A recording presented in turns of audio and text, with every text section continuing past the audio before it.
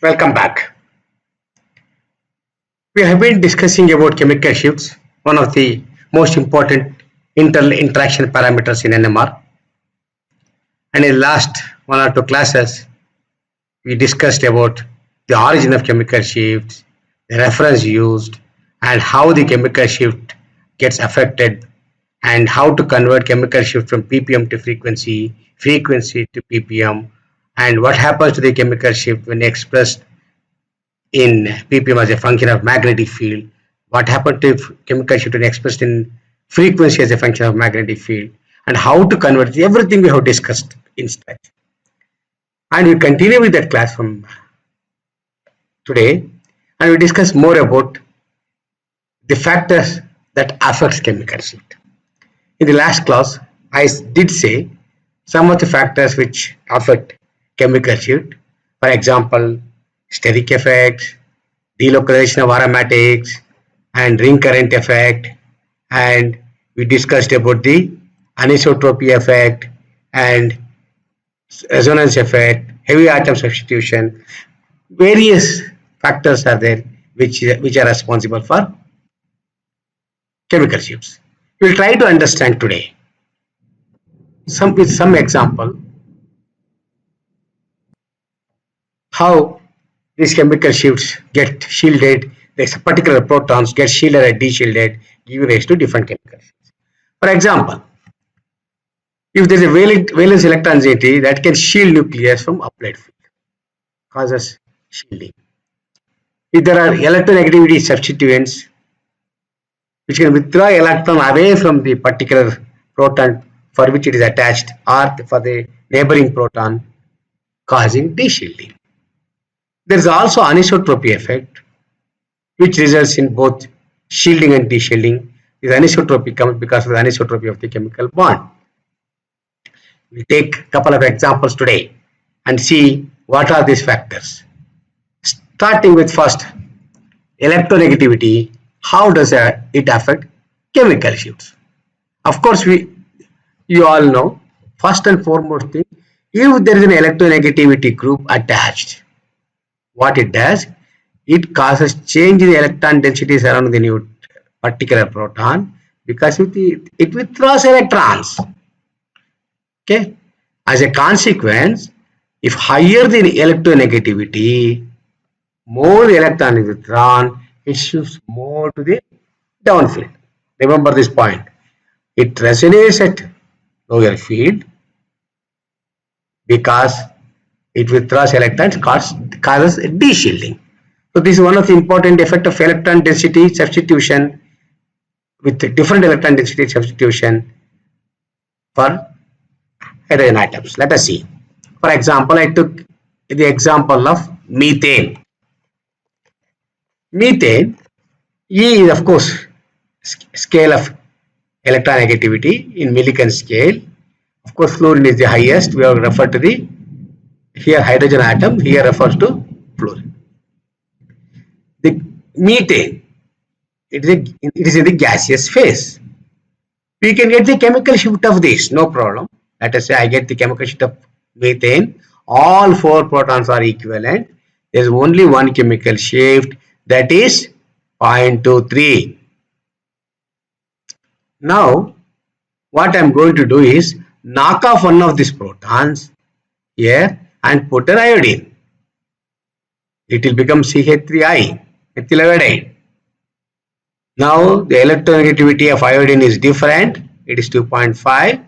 The chemical shift of this proton, you look at it, instead of 0.23, it shifted to 1.98 ppm. It is in delta scale.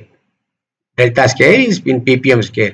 So that means it moved to the downfield because of the attachment of the electronegative atom. Change iodine to bromine, which is much more electronegative compared to iodine. It shifts further downfield. Of course, you know, in the column of the periodic table, we have fluorine, bromine, and iodine. Now, after bromine, move to chlorine. Remove bromine and put chlorine. See, now the electronegativity keeps on increasing for the substituent atom, iodine, bromine, and now chlorine.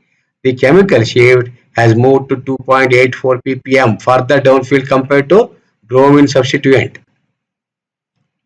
Now, last you can take fluorine, which is most electronegative. Remove chlorine and put fluorine. Now make it this CH3F. Look at the chemical shift. It moved to 4.13 ppm. Starting without any substituent of electronegative atom, the methane chemical shift was 0.23 ppm.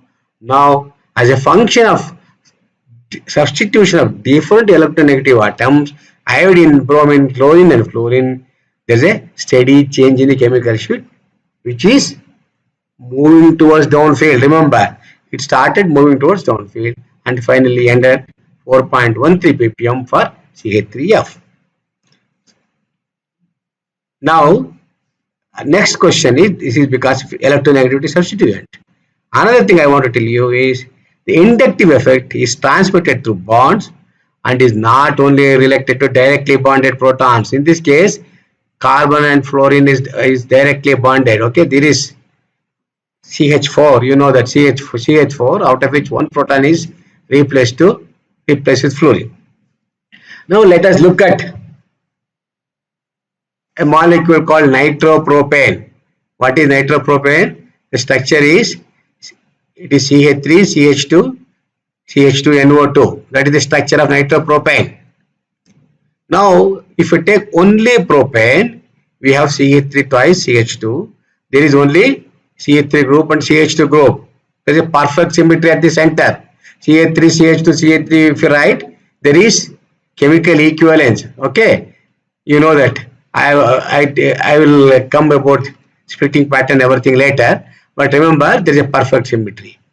Now I knock off one of the protons of CH3 group and put an NO2 group. Now it is withdrawing electrons and the symmetry is distorted. Now it is no more symmetry. We have three different functional groups.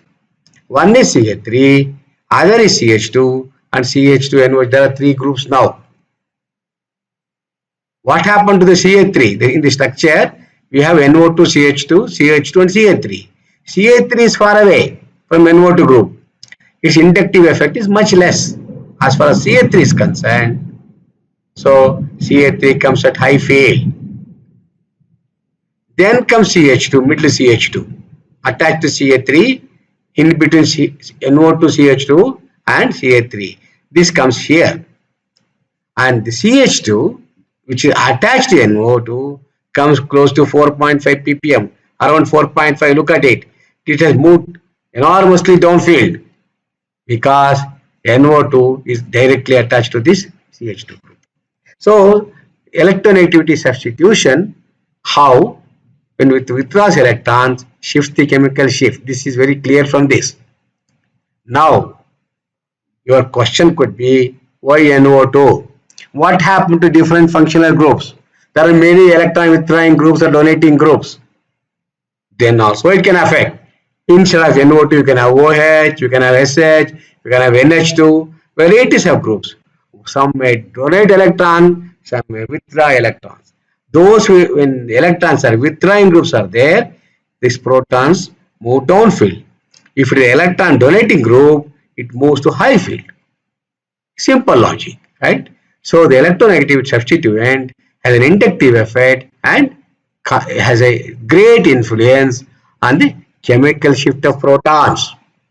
Next, take the same methane, which was coming around 0.23 or 0.24, whatever that.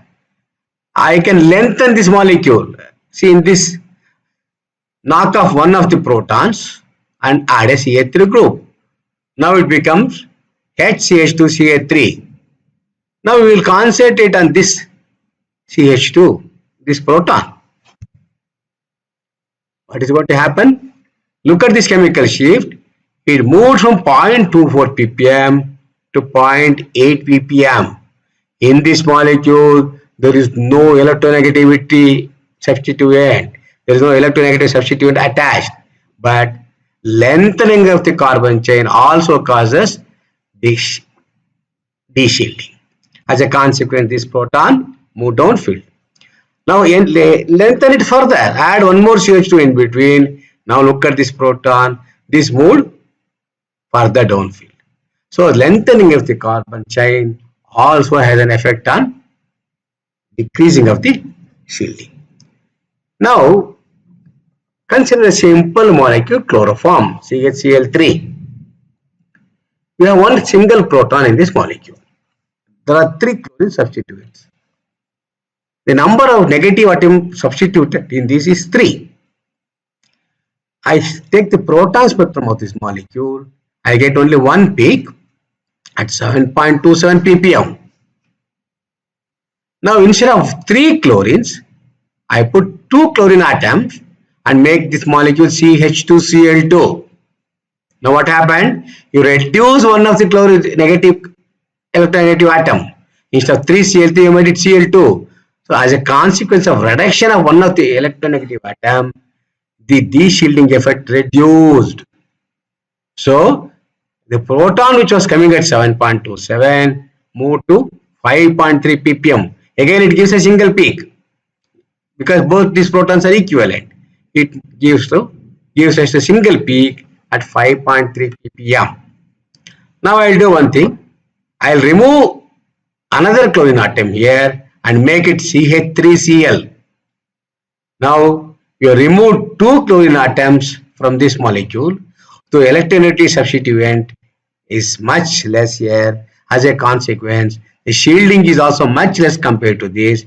Now these 3 equivalent protons resonate at 3.05 ppm. Look at the effect of substitution of electronegative atoms. The number of electronegative atoms substituted also matters a lot. More the electronegative atoms here, there were 3, it shifted downfield, 2 slightly high field. There was only 1 chlorine atom shifted high field. So the effect of number of electronegativity substituents is very clear. Okay, please remember, if you have more electronegative substitutions, greater the chances of moving it to downfield. The shielding effect decreases with increasing the distance from the electronegative atom. It's another important thing. The inductive effect will not go through so many bonds. For example, takes say a fraction of a molecule, a fragment of a molecule, which is CH2Br. Something is here, we don't care. Now this CH2 attached to bromine. This gives rise to a peak at 3.3 ppm. You understand? This gives rise to a peak at 3.3 ppm. Now what I am going to do is I will add another CH2 in between this CH2 and Br. Now what is happening? The distance between this bromine atom and this hydrogen atom, this proton, increased. So because the distance is increased, the influence of this bromine atom on the CH2 is much less compared to this molecule. So there is not much of inductive effect. The electronegative effect is much less here. Instead of 3.3, this proton now comes at high field, 1.69 ppm. Add one more CH2, lengthen it more, increase the length. Now this CH2 is far away from this bromine. So the inductive effect of this electronegative atom on the CH2 is even less. As a consequence, again it moved to further high field. It moved to 1.25 ppm. See the difference. Just by lengthening the substitution, the effect of the electronegative atom keeps reducing as you go far and far away from the proton you are observing. That is an important point you must remember. Okay. Now the dependence of chemical shift of CH3 group, CH3X on the electronegativity. I'll tell you how beautifully the effect of electronegativity is seen in another example. Of course, we saw CH3F. Okay, we saw that in the methane. We changed the substitution from iodine, bromine, chlorine, and fluorine, and we saw the effect of it for this methane group. Now, what we can do is compare this with similar molecules. Now, instead of CH3F, I will take CH3OH. Now, the electronegative atom substitution is O. What is happening to electronegativity of the substitution? This I call it as X, atom X.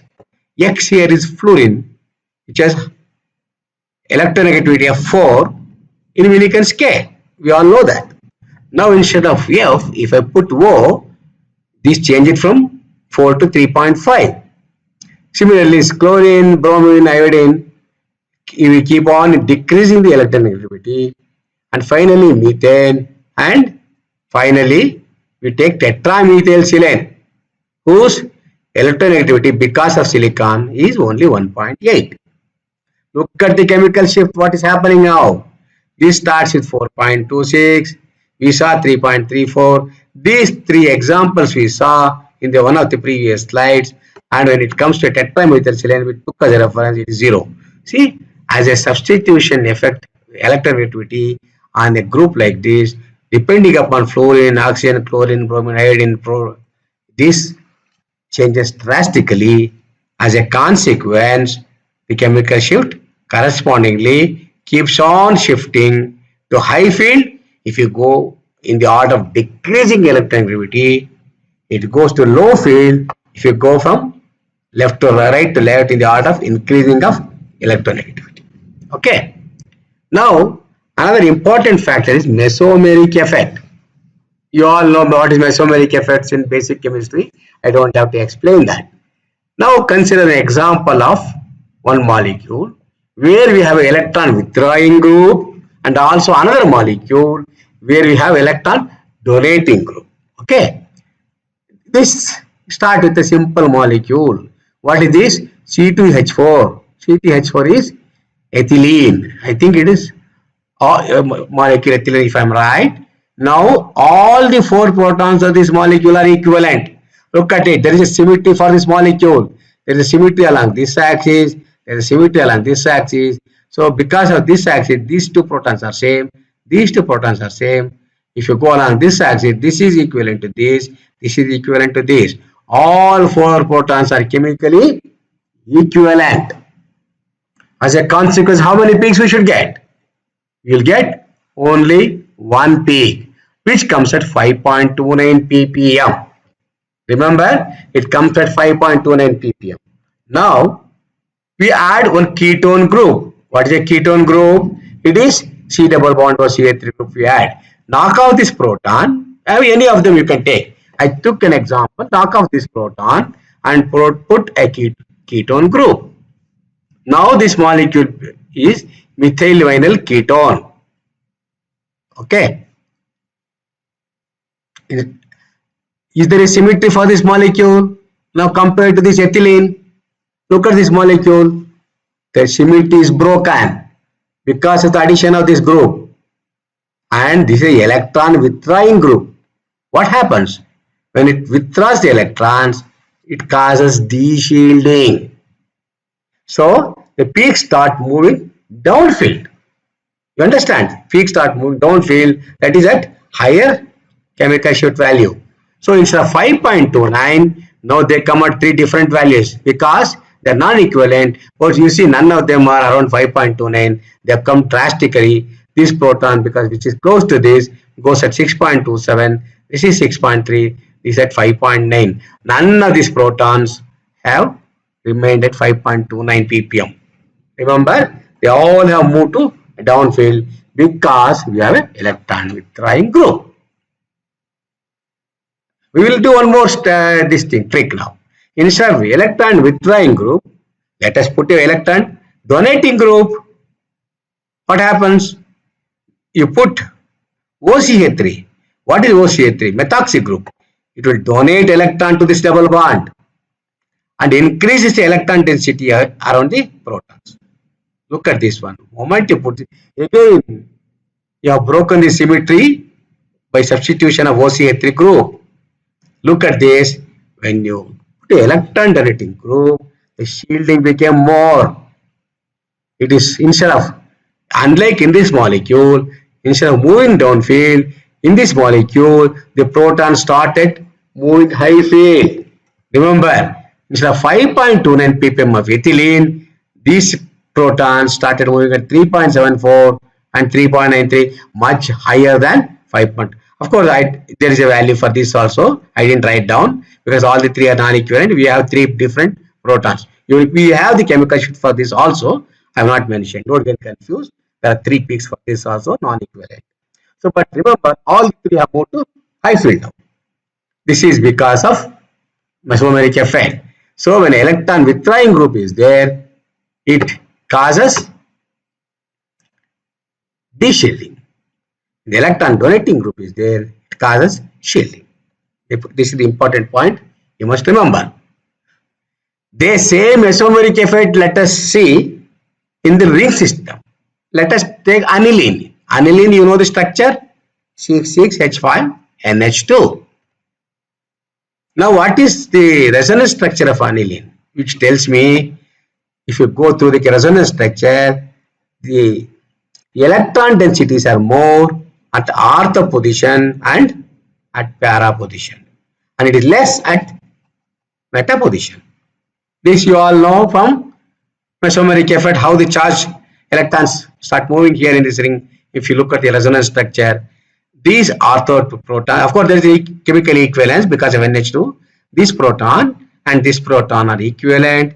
This proton and this proton are chemically equivalent, and this is one different. So there are 3 different types of protons. Because of the charge density situated more at ortho and the para positions, these protons come at high field. They move to high field. Whereas the meta protons shift to downfield. You understand? This is mesomeric effect of an electron donating group in a ring system. This is clearly the molecule structure. What is this peak? One of them is a chloroform. Don't worry. 3 different groups are there. You can identify 3 different groups. The analysis part will, when we come to that later, we will discuss. But remember, there are 3 different groups. As I said, 2 of them are high field corresponding to this, and this one is the next one, and these 2 come to the downfield. Okay, from the intensity pattern also we can understand. I'll discuss that later. So instead of that, aniline, go to nitrobenzene. What is the difference between these 2? In the case of aniline, NH2 is a donating group. Now, in the case of nitrobenzene, NO2 is an electron withdrawing group. What do you expect now? The phenomena will be reversed. So, the charge density will be less at ortho and para positions and more at meta position. As a consequence, these 2 protons move downfield, and this moves downfield, and these 2 moves relatively high field compared to this. Again, there is symmetry for this molecule. These 2 are equivalent, these 2 are equivalent, and this is different. So there are 3 different types of protons. Okay, same. The phenomenon as far as the where the electron charge are residing in this molecule is opposite of aniline. So the peak pattern will be different here. Okay, look at this one. This is meta comes here, ortho and para comes here, unlike in the other case. So another thing is about ring current effect. There is another important phenomena called ring current in aromatic rings. You all know in the benzene and other things, if you take, there is a ring current. That is because there is a electron that are moving around in the ring generates a magnetic field. How does it generate magnetic field? We all discuss in the chemical sheet. Moving electron produces magnetic field, right? So that magnetic field will be against the external field. This also we discussed. Remember, when we discussed the chemical shift, we discussed this point. This magnetic field that is generated by moving electrons is opposite in the direction of the external magnetic field. As a consequence, what is going to happen is there will be shielding and deep shielding areas. Remember, if you can trace the lines of force of the magnetic field emanating from the center of the ring, go back, and it can come like this and go back, or it can come like this. So, and in the then when such a thing is going to happen, take a plane of the benzene ring like this. For example, it starts like this, come back like this, and start like this. So when the starting from the middle of the plane of the benzene ring, The lines of force start emanating like this and come back. So you can now you have it. If you go understand more about the benzene ring current, which I don't want to go into details, you will understand there are de-shielding and shielding zones. The just above and below the plane of the ring, it is going to be shielded zone. It is written plus. Okay, plus means shielded. Just in the plane of the ring, protons are de-shielded. Look at this one. Protons above and below the ring are always shielded. Protons in the plane of the ring gets de-shielded. So if I take a ring system of a molecule, if somehow the proton, because it's a substitution or attachment of another group, comes and sits above this ring, it moves to high field because it gets shielded. If I have a proton just situated in the plane of the ring, then what happens? It moves downfield. This is exactly what happens. The reason why, if I take the aromatic protons in a plane like this, okay, all the protons that are situated in the plane of the ring, generally the aromatic proton comes between 6 to 9 ppm. Please remember, the chemical shift of protons, the aromatic ring, which are sitting in the plane of the ring, always resonate between 6 to 9 ppm. Important point. Next, I want to quickly introduce about what is called magnetic anisotropy. Effect of magnetic anisotropy. You all know, because of the magnetic anisotropy, sometimes it so happens how the charge is situated. You can find out. Of course, this is from with the ring current effect also. You can look at the molecule like aniline. Look at a bigger molecule like this. Now there are protons which are projecting inside this cavity like thing. Here also there are protons that are projecting inside. There are also peripheral protons here. This is the aniline molecule. Look at this one. The protons which are projecting outside, this one.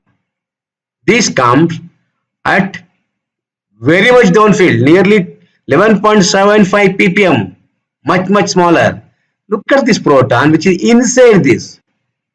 Here it is more shielded. The shielding effect is much more here. As a consequence, this proton comes at minus 14 ppm. Remember, much higher than the TMS. TMS is 0 and much higher field than TMS. This is much lower field than. See, the chemical shift difference between the internal proton and the peripheral proton, if you take, it is nearly 25 ppm difference. At a small value, just because how the charge is distributed inside and outside. Same thing in the case of aniline. The internal protons comes at minus 2.99 ppm and the peripheral protons comes at 9.28 ppm. Remember, internal protons goes nearly 3 ppm beyond TMS. 3 ppm beyond TMS it will go. That is the important point you must remember. Okay. Similarly, you have a Kekulin structure. You look at the protons internal, which comes at 1.45 ppm, and protons on the outside peripheral is at 7.94. Not so much drastic change like the previous two molecules, but still the difference of interior protons and the peripheral protons chemical shifts are obvious here. Consider a molecule like this, something that these two protons, the structure wise sitting above this ring. That's what we said. Shielding and de-shielding we discussed. When the protons are sitting above the plane of the benzene ring, it gets de-shielded, I said. Or in the plane of the ring, it gets above the plane shielded. In the plane of the ring, it gets shielded, de-shielded. That's what I said. Now these two protons are sitting above this plane of the ring. Consequence, it comes at 7.27, whereas this proton comes at minus 0.51 ppm, whereas this ring protons comes at 7.27 ppm. See the difference. These two CH2 protons sitting above the plane of the ring gets shielded so much, goes beyond TMS, and these ring protons comes at 7.27 ppm. Of course, similarly, another example you can see what happened to the protons which are in the ring and above the ring. These two come above the ring and comes at 0.3 ppm. These two protons, as far as this ring is concerned, is in the plane and it comes at 2.6 ppm. So another very beautiful comparison is aromatic and anti-aromatic aniline you take. In one case, see for example, CH3 comes here and aromatic proton comes here. If you take anti-aromatic, CH3 comes downfield, whereas aromatic protons comes high field. Gets completely reversed. Remember, aromatic and anti-aromatic protons, their appearance of the chemical shift gets completely reversed like this. That's an important point you must remember.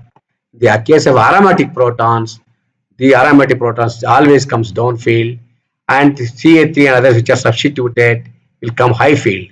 Whereas in the anti-aromatic, the situation gets completely interchanged. Same way, we have to look at this molecule. This is the name of the molecule. And look at these two protons, CH3 groups, just sitting above this ring. It is heavily shielded, comes at minus 4.25 ppm beyond TMS, whereas these ring protons comes at 8.4. This is because of all anisotropy of aromatic compounds. Okay, because the ring current effect is there, the charge density is there. It is not uniform charge density. It is more at the above and below the field and less on the side. So it gets shielded above and below and de-shielded in the plane. These are all simple concepts. Okay. So in the anisotropic effect, you can all about what happens to anisotropic effect of a chemical bond. Remember, any chemical bond is inherently anisotropic. It has a direction in space. Look at the chemical bond here. What is happening if you take the chemical bond? There is an increase in magnetic field at the ends of the bond than at the center above and below this bond. This is a well-known concept of anisotropy of chemical bond. All of you know that. But then you can find out the anisotropy. If you know this one, you can find out the contribution to sigma.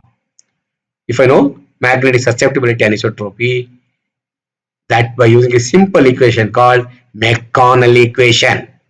This is a very basic equation available in all the books. Read book by Popel, Bernstein, Schneider and Bernstein, and many other good book on NMR.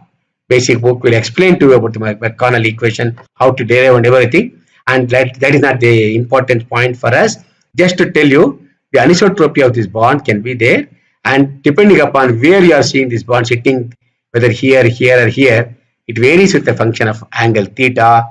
And now, simple example for a CC bond. If you are sitting, let us say, just exactly above the CC bond at the center, 0.3 nanometer away at theta equal to 0 degree, then delta sigma turns out to be 0.14 ppm. Whereas if you go along this CC bond, when theta is equal to 90 degree, same 0.3 nanometer distance, delta sigma becomes minus 0.28. Remember, of course, we know the value of susceptibility anisotropy of CC bond, which is well known, available in the literature. So now what you can do is, these two extreme values, theta equal to 0, 90, we knew. We can calculate knowing the parameters. Because R is known, 4 is known, pi is known, delta, this difference between this is known. Where is the angle theta and calculate what is delta sigma. Very simple. Now as a function of theta, you can plot it. What happens for a single bond, CC bond? What happens to a C double bond, C double bond? And what happens if you take a triple bond? Interesting things. You know what happens? In each of these cases, as a function of theta, if you use McConnell equation and plot the charge densities, you will see that in single bond and double bond, just above and below that bond, protons in this region gets shielded. Just in the plane of this, or in the axis of CC double bond or CC single bond, in the axis of this bond, this charge density is such that it gets de-shielded. Please remember, when I am talking about single bond and double bond, triple bond of this type of molecule, the single bond and double bond, just in the above and below the bond, protons, if they is situated, it gets shielded, but in the axis of the bond, they get de-shielded. But in the case of the triple bond, interesting thing happens. It gets reversed. Just above and below the triple bond, the protons get de-shielded, or in the axis of the bond, it gets shielded. It's a very, very striking difference you see for a triple bond compared to for single bond and double bond. As a consequence, we can see a lot of stronger anisotropy effects in this type of molecules. Similarly, so in a simple logic, I tell you what is going to happen. If I take the aliphatic groups like this, if I have a triple bond structure like acetylene like this, C2H2, in this triple bond above and below protons get deshielded and acetylene comes much downfield, whereas in C2H4 and C2H6, okay, ethane and whatever that alkanes if you take, in this bond axis the protons get deshielded, above and below the bond shielded. As a consequence, C2H2 ethylene, I'm sorry, C2H2 ethylene deshielded more, it comes around this ppm, 2 point close to 3 ppm, whereas C2H4 and C2H6, because if you are going in the axis of the bond, they have different chemical shapes. So this is what I just wanted to see. This is how the acyclic proton shielding and deshielding can be explained. So we'll stop here. We'll come back and continue later.